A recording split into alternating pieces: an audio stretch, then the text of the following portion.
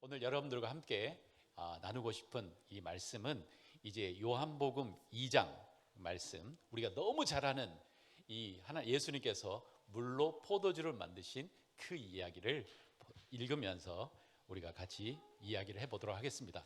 여러분, 이 말씀 우리 계속 큐티 잘 따라오고 계시죠?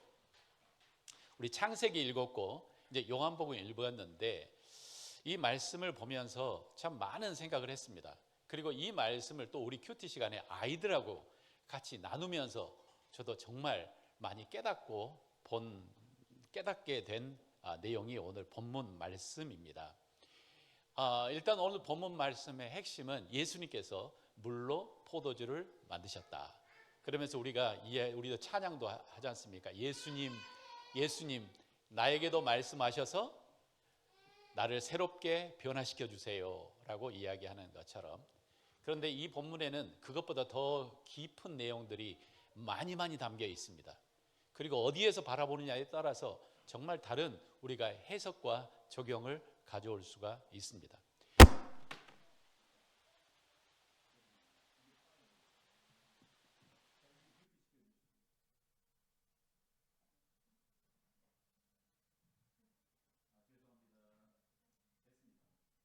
이제 켜주십시오. 네.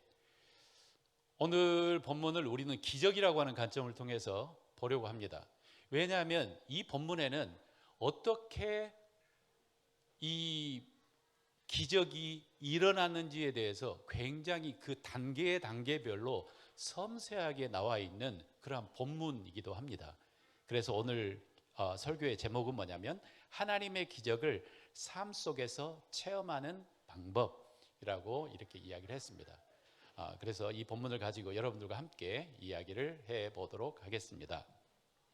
먼저 이 본문을 크게 한번 생각해 봐야 될 이야기가 있는데, 이 물로 포도주를 만드는 이 본문 안에는 여러 가지 상징들이 들어가 있습니다.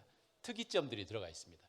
첫 번째, 요한은 이 첫 번째의 기적, 이것을 어디에다가 딱 배치를 했냐면 요한복음 2장에다가 딱 배치를 했습니다. 제가 신학교 다니면서 신학교 교수님들이 이야기하기를, 누가복음은 예수님의 시간에 따라, 예수님의 삶의 시간에 따라서 이렇게 설명한 책이라면 그 외에 다른 책, 특별히 마가복음하고 이 요한복음은 굉장히 신학적으로 그 내용들을 이렇게 배치를 해놨습니다. 이게 어디에 있느냐에 따라 의미가 큽니다.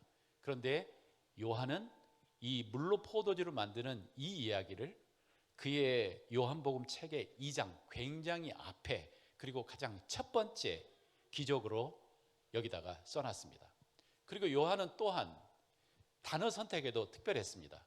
다른 곳에는 하나님께서 능력을 행하시며 기적을 행하셨다라고 하는데, 요한은 여기에 뭐라고 써졌냐면 11절에 표적이다 이라고 했습니다. 표적이다. 표적은 영어로 사인, 뭔가를 가르쳐 주시는 거죠. 뭔가를 보여주는 거죠. 방향을 지는 거죠.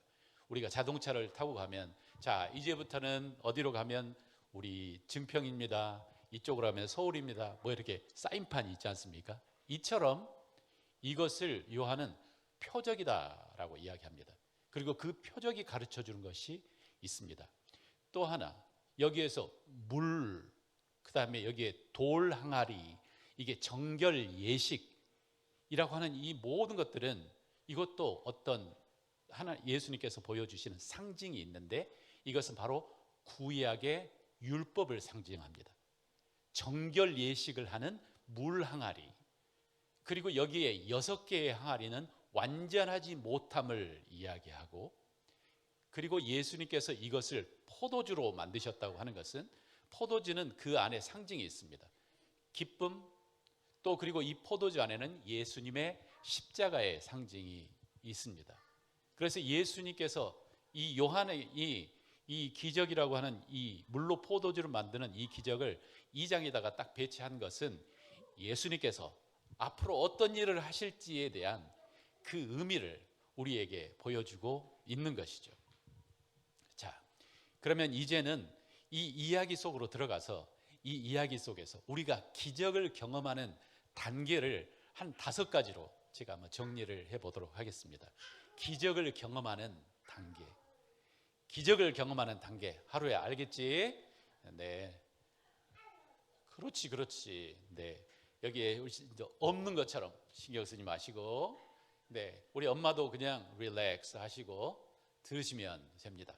제가 떠들어봤자 얼마나 떠들겠습니까? 그죠? 네. 자, 첫 번째 기적을 경험하는 단계는 그 시작이 결핍의 상황에서 기적이 일어납니다. 결핍의 상황에서. 그러니까 우리가 하나님을 경험하는 그 때의 많은 때는 뭐냐면 내 힘과 내 능력을 넘어가 버린 어떤 상황을 우리가 직면할 때에 그때 우리가 하나님의 손길을 경험하게 되는 것입니다. 오늘도 여기에서 포도주가 없는 상황이잖아요. 그러니까 만약에 이 상황에서 포도주를 해결할 수 있는 다른 방법이 있었다면 이 기적은 일어나지 않았을 거예요.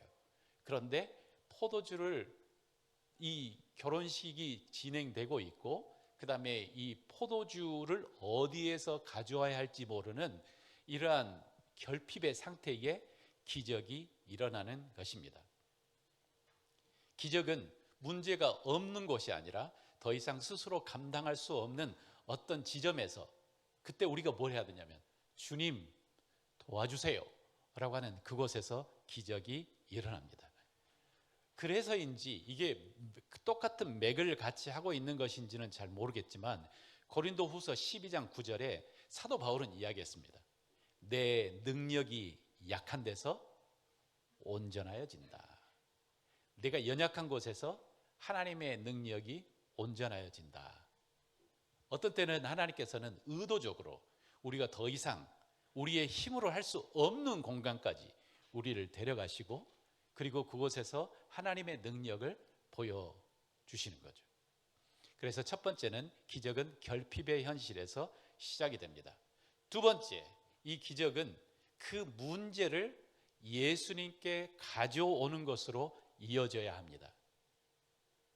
그 문제를 예수님께 가져오는 것으로 이어져야 합니다.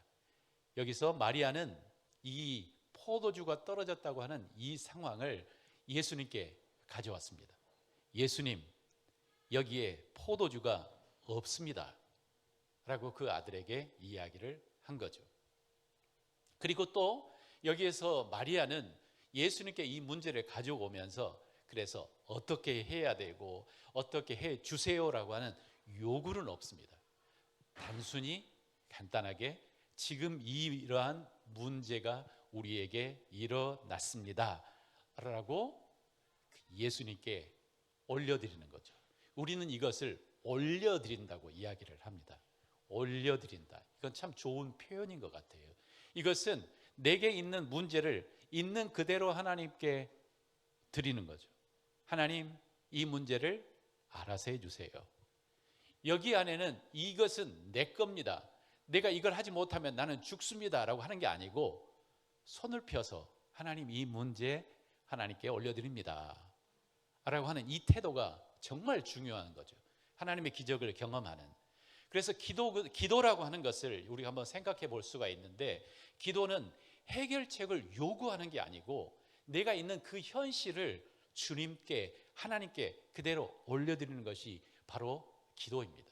그래서 우리는 자주 때를 써도 안 되는 이유는 내가 하나님께 이것을 이렇게 해서 해결해 주세요라고 때를 쓸 때 하나님께서는 들어주지 않으실 때가 많습니다.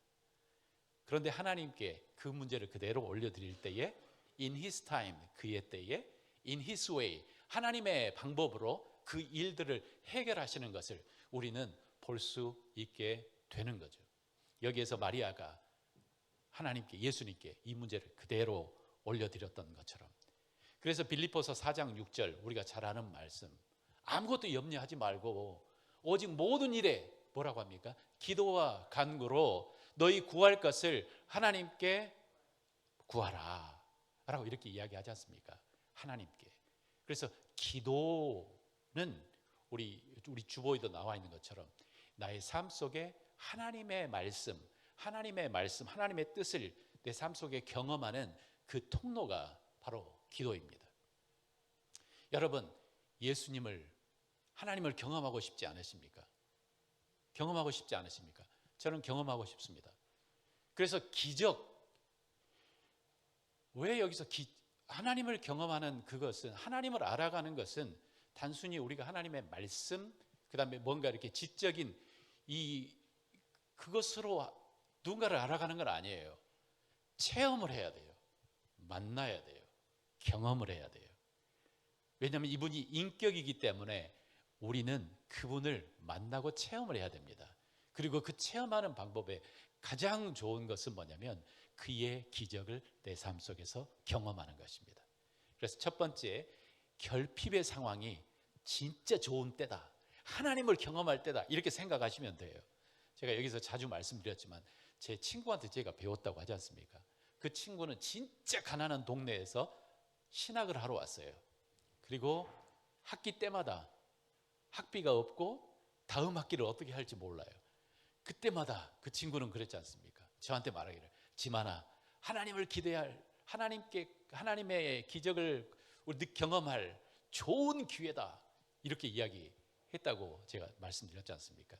어떤 태도를 가지고 있느냐가 진짜 중요한 것 같아요. 그 친구하고 한 3년 살다 보니까 나도 좀 배워지더라고요. 어렵고 문제가 있을 때마다 이게 내 거라고 생각하고 내 마음에서 끙끙 앓고, 저는 그게 저의 태도였어요. 그런데 그 친구하고 살다 보니 하나님께 올려드릴 수 있는 좋은 기회구나, 우리 하나님을 경험할 수 있는 좋은 기회구나, 이렇게 아는 거죠. 어렵고 문제가 있을 때, 결핍의 상황이 있을 때 뭐라고 해야 된다고요? 우리 같이 해봅시다. 하나님을 경험할 수 있는 좋은 기회다. 이 태도를 우리가 배웁시다. 이 태도를 배웁시다. 우리 아버지들 여기 계시죠? 아버지들, 우리의 삶 속에서 가정 안에서 힘들고 어려운 상황들이 닥치지 않습니까? 재정적인 문제도 있고, 건강상의 문제도 있고, 그 다음에 관계적인 문제도 있고, 우리 아이들의 문제도 있고, 그럴 때 아버지가 얼굴에 오만상을 찌푸리며 끝났다, 내 인생은 끝이야, 얘들아 더 이상 희망이 없어, 여보 미안해 나 못하겠어, 이러면 폼이 안 나요. 안 멋있어요. 그렇지 않습니까? 유한길 집사님, 이러면 안 멋있어요. 진짜 멋있는 것은 뭐냐? 그때에 하나님을 믿고 하나님을 경험할 좋은 기회다 라고 이렇게 이야기해 주시면 진짜 멋있어요. 저도 그런 남편이, 그런 가정이 되고 싶어요. 진짜 두렵고 떨리고 막 그냥 끝이라고 생각하지만 그때 확 뒤집어 가지고 하나님을 경험할 수 있는 좋은 기회입니다. 하나님을 경험할 수 있는 좋은 기회입니다. 우리 아이들한테도 하나님을 경험할 수 있는 좋은 기회야. 이러면 하나님께 다 이렇게 기도로 가지 않겠습니까? 세 번째, 우리 기적의 그 단계, 세 번째 기적은 그 단계는 뭐냐면 하나님의 때를 신뢰하는 어떤 믿음의 그 과정을 통과합니다. 그러니까 이 기적이 일어날 때는 우리가 하나님께 아뢰고, 그리고 이게 바로 이루어지지 않는 것을 우리는 자주 경험합니다. 오늘 본문에도 예수님께서 아직 내 때가 되어지 않았습니다 라고 마리아에게 이야기한 것처럼, 기적은 즉각적인 응답이 될 것이다 라고 하면 실망이에요. 그러나 하나님의 때에 가장 아름다운 방법으로 문제를 해결하실 것이다 라고 믿고 하나님께 올려드리고 그 때를 기다리는 이 믿음이 필요합니다. 기다림의 믿음이 필요합니다. 그리고 그 안에는 신뢰가 바탕이 돼야 됩니다. 하나님은 내게 이 일을 이루어 주실 거야, 하나님은 이 문제를 해결해 주실 거야 라고 하는 신뢰가 바탕이 되는 것입니다. 즉각적인 응답이 없을지라도 여러분 실망하지 마십시오. 하나님을 경험하는 그 과정에는 꼭 무엇이 필요하냐면 기다림이 필요합니다. 기다림이 필요합니다. 이게 기다림이 별로 안 좋지만, 그러나 이게 삶을 살아보니 이게 얼마나 중요한지 알겠어요. 그래서 성경은 그 신약 성경에는 우리 편지에 이렇게 이야기하지 않습니까? 환난을 당할 때에 기뻐하라. 그 환난이 너희에게 인내를 만들고 그 인내는 너희를 완전하게 한다 라고 하는 이 말씀을 저는 굉장히 좋아합니다.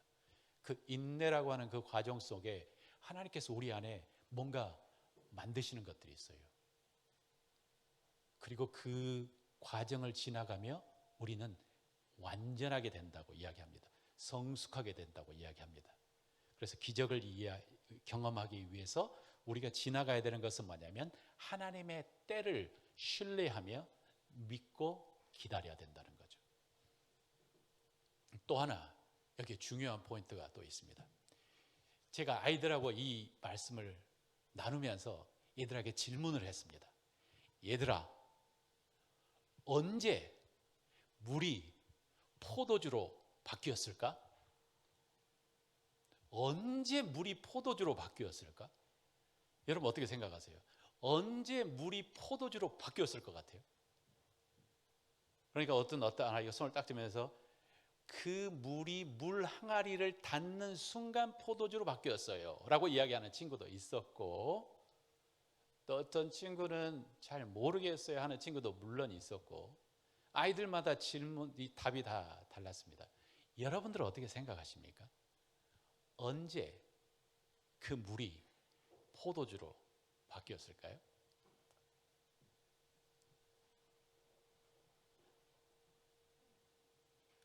제가 이 질문을 하면서도 이 질문 괜찮은 질문인데 저는 그 생각을 했습니다. 언제 물이 포도주로 바뀌었을까?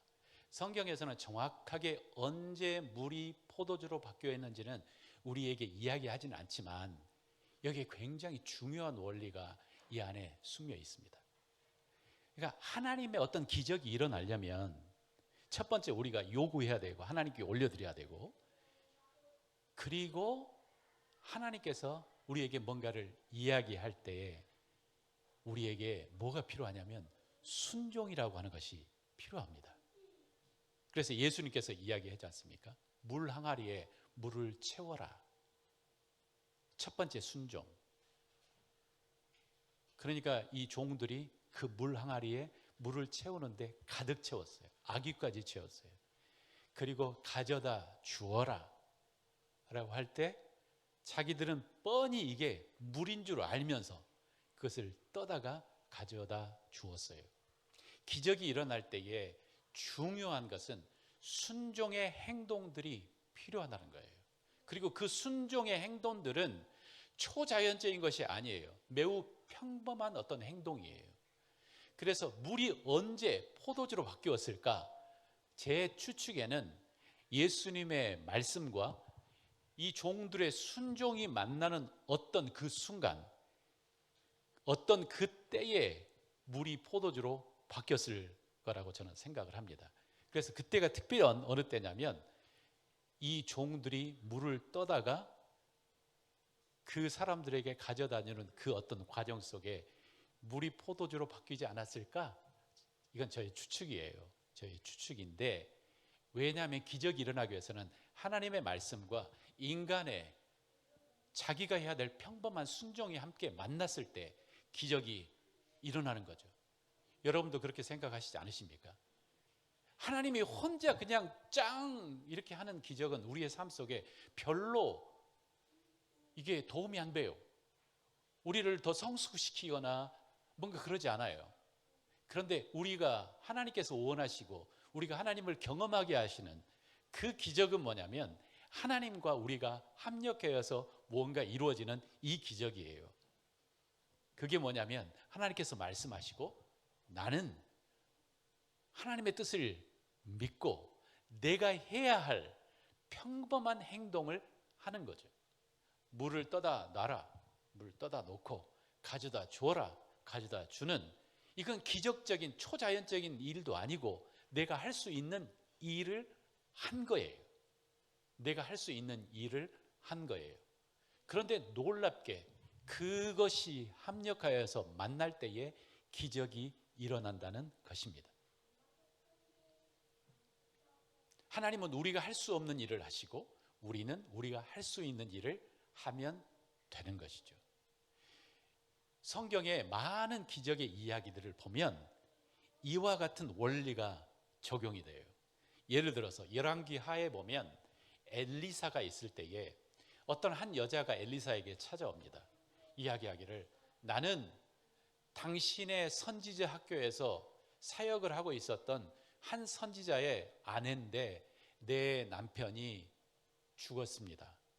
그리고 지금 나는 굉장히 큰 빚에 지금 허덕이고 있고 당장 먹을 게 없습니다. 내 두 아들과 나는 그래서 나는 죽으려고 합니다. 도와주세요 라고 하고 엘리사를 찾아왔습니다. 그 이야기를 들은 엘리사가 뭐라고 이야기했냐면 그 과부에게 나가서 모든 이웃에게 그릇을 빌려라. 빈 그릇을 빌리되 조금 빌리지 말고 많이 많이 빌려라 라고 이렇게 이야기를 했습니다. 그러니까 그 여자가 해야 할 일은 무언가요?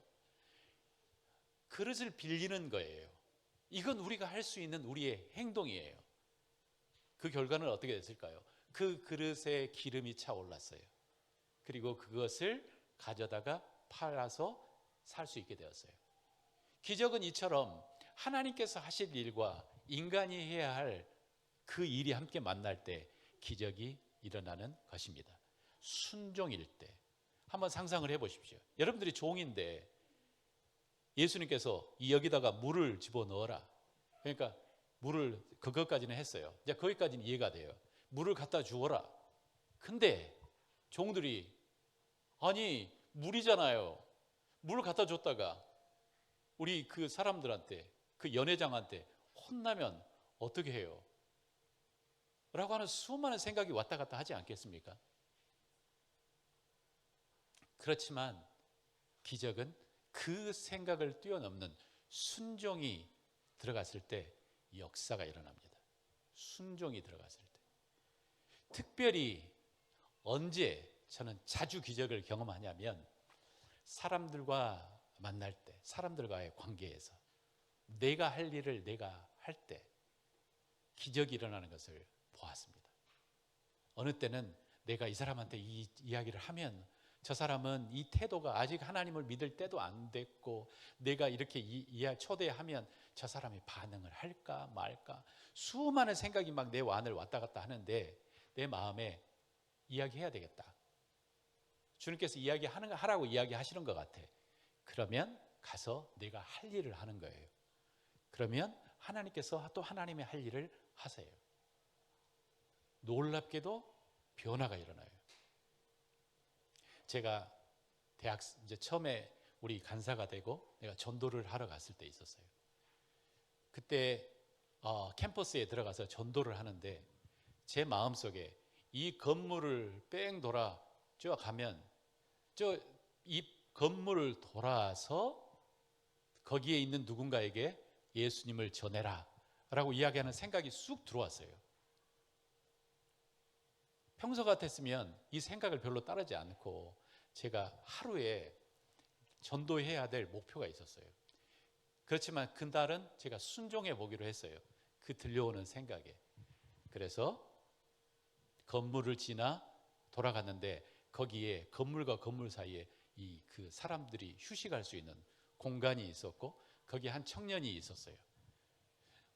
원래 여러분 캠퍼스에 들어가면 이제 우리 간사들이 전도를 할 때 타겟하는 친구들이 있어요. 그 친구들이 누구냐면 1학년 같이 보이는 애들.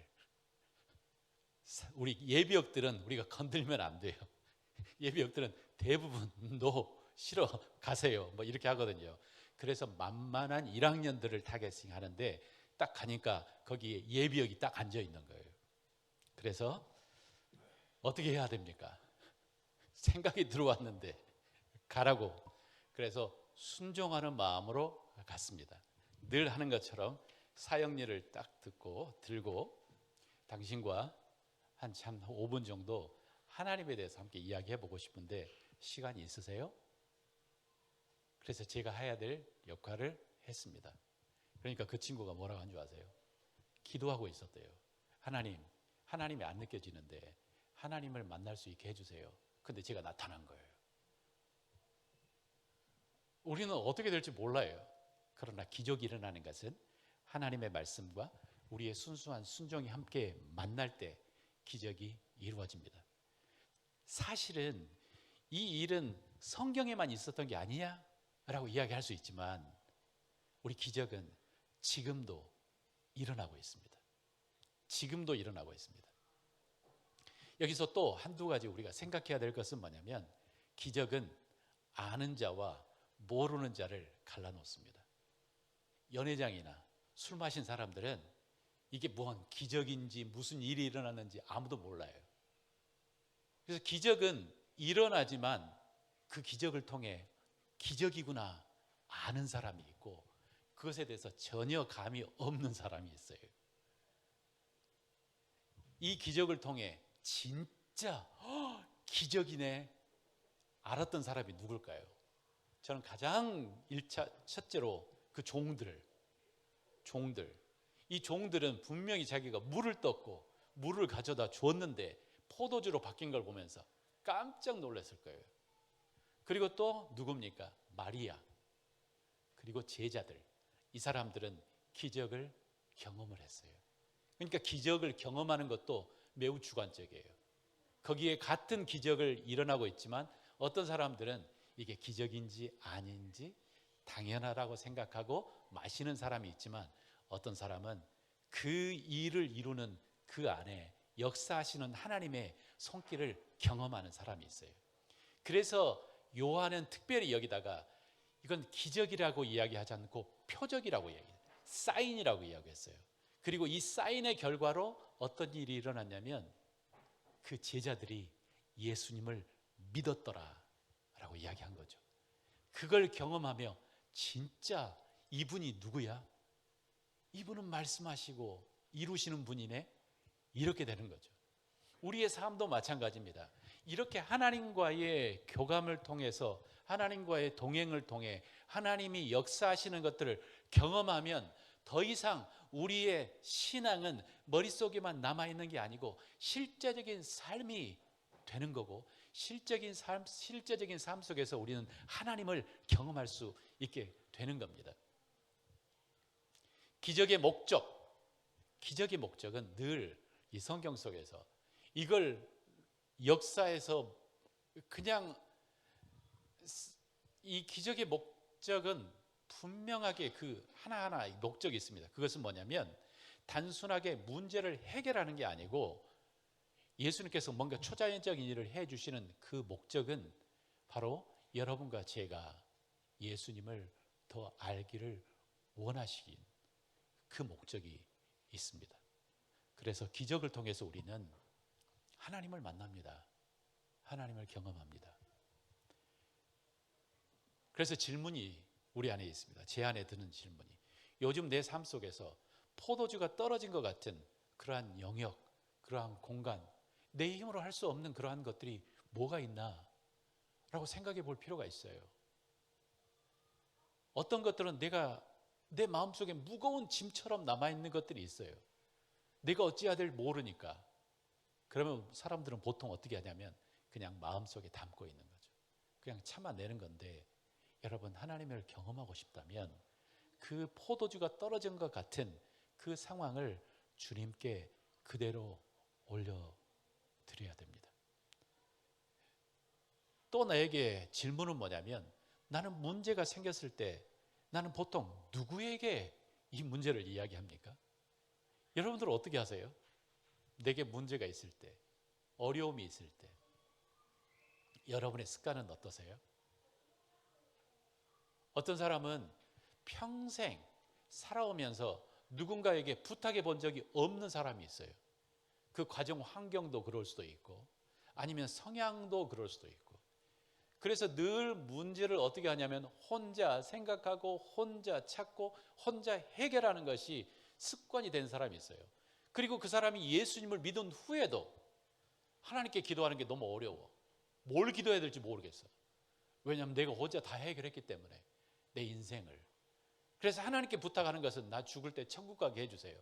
그거 하나. 그런데 이것을 우리가 깨야 돼요.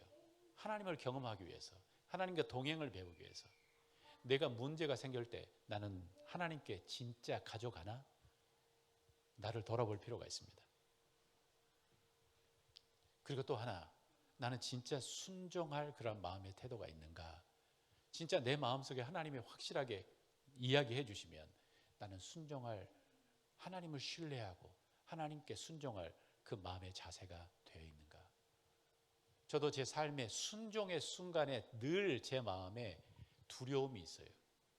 야, 이렇게 하다가 내 인생 망할 수도 있는데, 내 이렇게 하다가 완전히 망칠 수도 있는데. 그렇지만 하나님을 신뢰하고 순종할 때에 하나님의 역사를 경험하게 되는 것입니다. 사랑하는 형제 자매 여러분, 물을 포도주로 만드신 그 예수님께서 이것을 표적이라고 이야기하셨고, 그 표적을 경험한 제자들은 예수님을 경험했습니다. 우리도 우리의 삶 속에서 예수님께 올려드리고 예수님께 기도하고 그리고 예수님을 기다리고 내가 해야 할 일을 하면서 하나님을 경험하는 그러한 우리가 되었으면 좋겠습니다. 하나님을 경험하는 그러한 삶을 우리가 살았으면 좋겠습니다. 앞으로 우리 공동체 안에도 우리가 믿음으로 시작해야 될 것들이 있습니다. 그때도 진짜 기도하고 믿음으로 역사를 시작하며 그 결과를 하나님께 맡기는 그러한 공동체가 되었으면 좋겠습니다. 우리 같이 기도하겠습니다.